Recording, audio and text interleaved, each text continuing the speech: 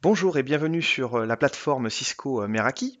Voilà, je vais vous présenter aujourd'hui les principales fonctionnalités et celles qui sont les plus importantes au niveau de notre dashboard.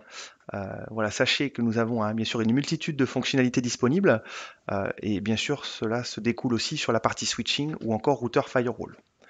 Alors, ce qui va être intéressant de voir chez nous, c'est que vous avez un accès à tout moment à l'ensemble de vos réseaux, peu importe où vous êtes, et à n'importe quel moment, vous allez pouvoir consulter, et on les voit ici dans la marge, les différents sites que vous pourriez avoir, que ce soit en France, en Europe ou dans le monde, et bien sûr avoir un accès à l'ensemble de ces différentes locations géographiques. Donc nous allons nous focuser sur la partie Meraki Corp, qui représente le réseau de nos bureaux en Californie.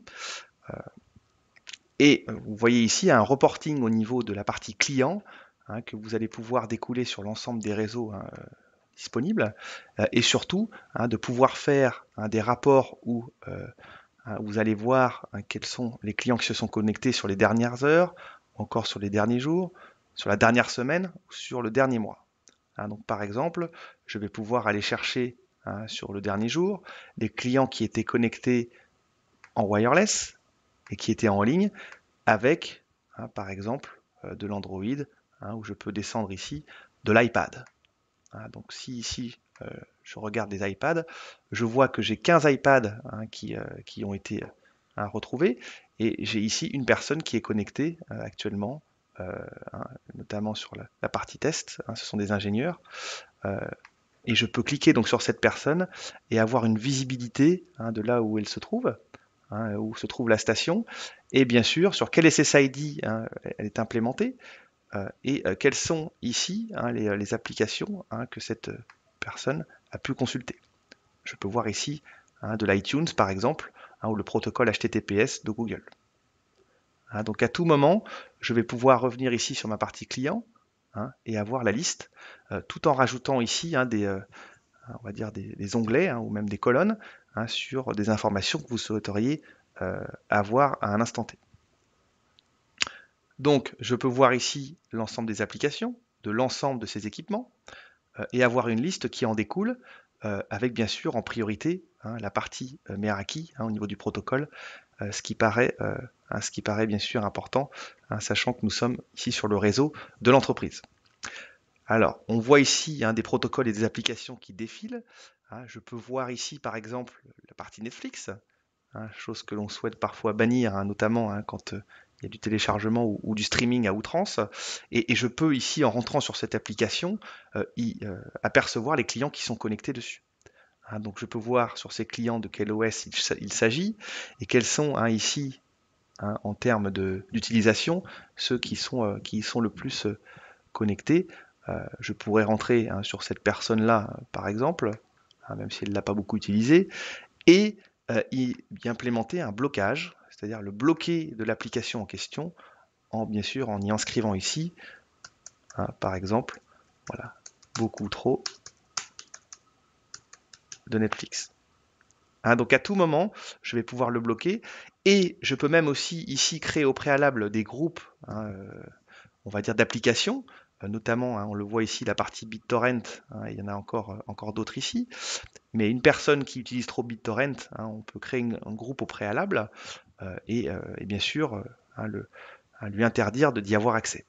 Donc on va très très loin dans la granularité et on voit ici qu'on va pouvoir limiter par personne, bien sûr, des applications à utiliser.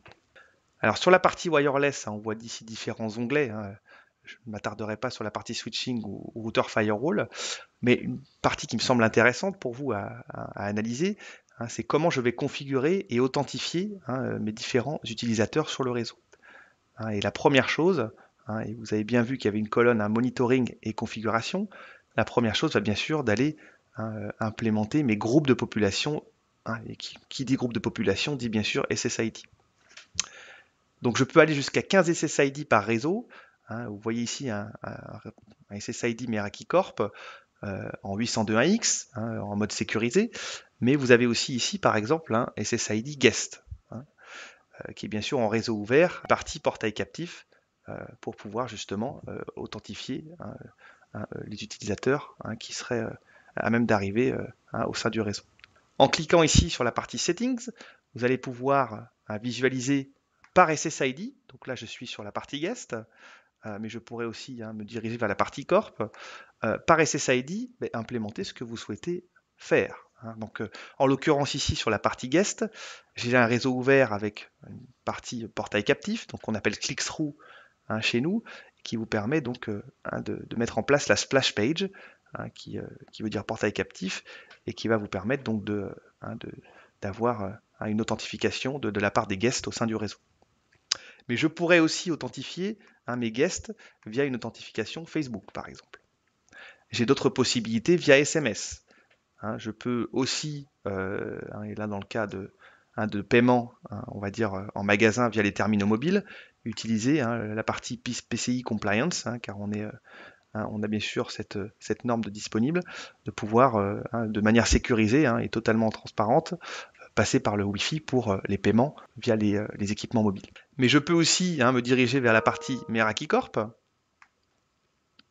Et là, je vois que je suis en 802.1x, ce qui est la partie la plus sécurisée. Et je peux m'authentifier via la partie Meraki ou encore la partie Radius. Donc ici, vous pourriez rajouter votre Radius au niveau du serveur et bien sûr authentifier les différents annuaires qu'il pourrait y avoir au sein de l'entreprise. Je vais pouvoir aussi ici me mettre en WPA2 et me mettre en authentification LDAP ou Active Directory. Ce sont des choses qui sont tout à fait jouables et que vous pourrez bien sûr implémenter dans l'interface. Une dernière chose intéressante, et vous avez vu ici l'ensemble des fonctionnalités, c'est la partie Firewall de niveau 7 et Traffic Shaping.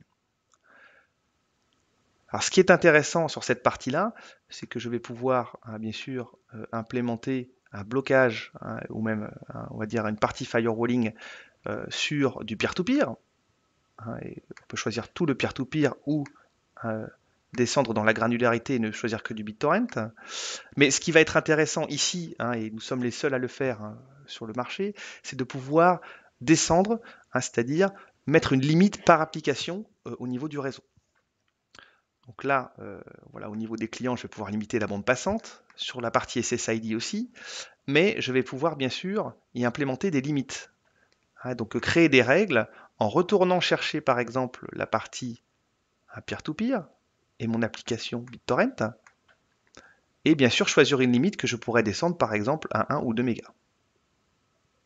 Y implémenter une règle en best effort, ou bien sûr pour la limiter en termes de bande passante, pour ne pas qu'elle, on va dire, s'imprègne trop sur le réseau. On parle un petit peu de règles de QoS dans ces cas-là. Et derrière, je vais pouvoir, là, ne pas mettre de limite, par exemple, sur une partie email.